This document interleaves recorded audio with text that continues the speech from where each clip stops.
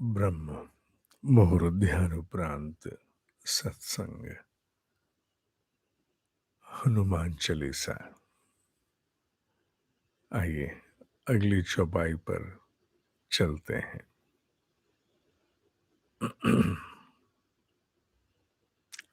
आपके समक्ष तुम उपकार सुग्रीवहि कीन्ह, राम मिलाए राजपद दीना। जम कुबेर दिगपाल जहां ते, कवि कोविद कहीं सके कहां ते। तुम उपकार सुग्रीवहि कीन्हा, राम मिलाए राजपद दीना। सुग्रीव शब्द एक साधारण शब्द नहीं है। इसके इतने अर्थ हैं कि क्या कहें, इतने मर्म हैं कि क्या कहें। पर जो सामान्य रूप से अध्ययन में आते हैं उनमें सुंदर गला सुग्रीव, सु माने अच्छा, सुंदर, ग्रीव माने गला, ये सबसे अधिक है। सुग्रीव जल के स्रोत को भी कहते हैं।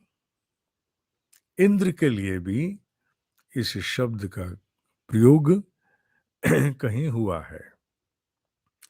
इसके अतिरिक्त भी इसके अनेक मर्म हैं। निश्चित रूप से सुग्रीव एक केवल रामचरितमानस के कथा के पात्र नहीं है, अपितु उस सत्यता के पात्र भी हैं जिन्हें राजपद प्रभु राम के द्वारा प्रदान किया गया था, जिन्होंने प्रभु राम की सहायता की थी। बाली का वध होने के उपरांत उन्होंने अपना वचन पूरा किया। हालांकि वचन पूरा करने से पूर्व थोड़ा, जैसा कथा कहती है, वो कहीं मस्त हो गए थे, फिर उन्हें उभारा गया और उन्होंने सहर्ष अपना वचन पूरा किया, प्रभु राम का साथ दिया। सुग्रीव शब्द का मर्म हमारे अध्ययन के अंतर्गत जल स्रोत के रूप में अधिक उपयुक्त बैठता है। क्योंकि जल में सबसे अधिक प्राण है। अगर प्राण का अस्तित्व देखा जाए तो वायु के उपरांत कहीं प्राण है तो कहां? जल में है।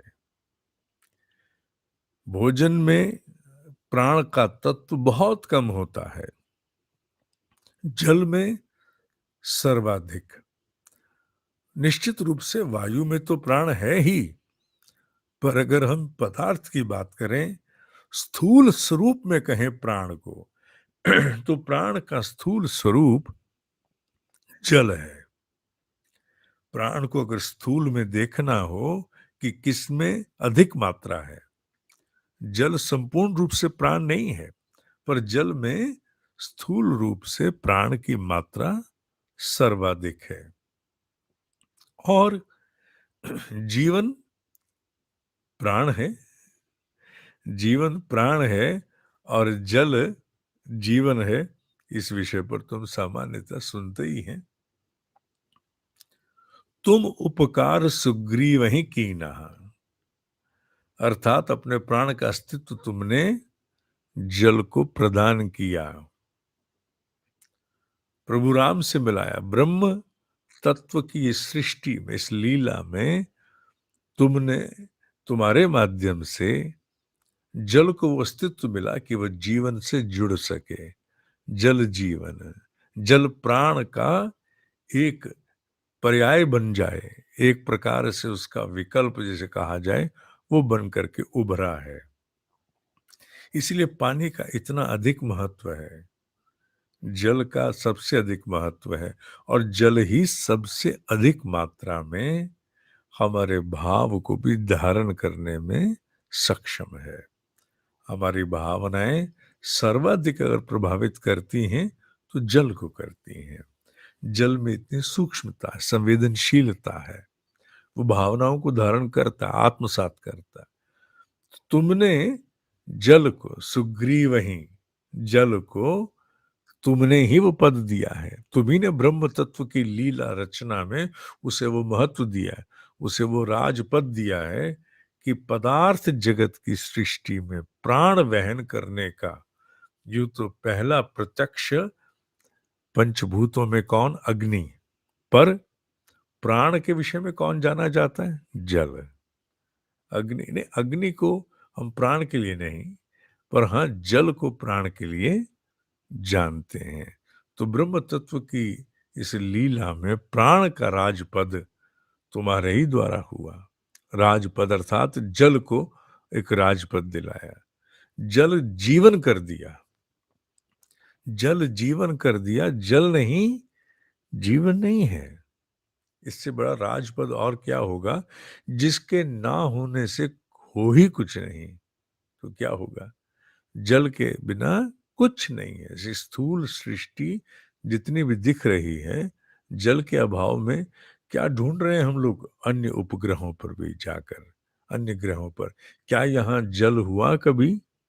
क्या यहाँ जल है? क्या वहां जल मिला? और जल के स्रोत सूख रहे हैं, नदियां सूख रही हैं। जल नहीं होगा तो क्या ये सारी फसलें जितनी हम अन्न प्राप्त करते हैं, हो पाएगा? नहीं हो पाएगा। सामान्य मनुष्य को जो प्राण के अभ्यास से नहीं जुड़ा, अपने जीवन में प्राण की मात्रा जल से ही प्राप्त होती है। इससे बड़ा राजपद क्या होगा? आज के लिए इतना ही। ओम ही सत्य है, ओम ही सत्य है, ओम ही सत्य है।